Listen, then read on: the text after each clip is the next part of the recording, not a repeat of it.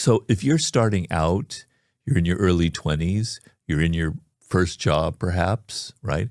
And you have a boss, well, you're obviously going to have a boss. Your natural instinct, human nature, is to try really hard to impress him or her with how great you are, how good you look, how energetic you are. And you're not being aware of the fact that you might be inadvertently triggering their insecurities. You're younger than them.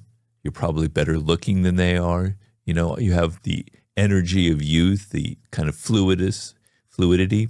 And if you try too hard, they may think people might like this person more than they like the boss.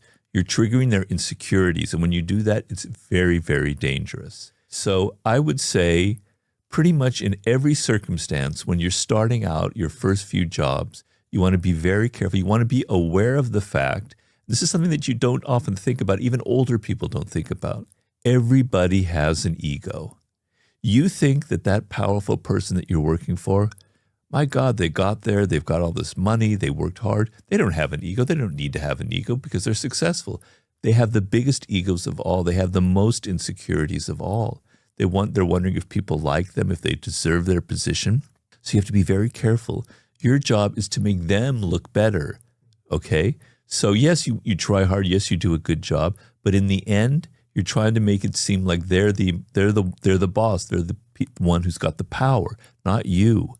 So you don't want to try too hard to impress in a way where you're going to threaten them.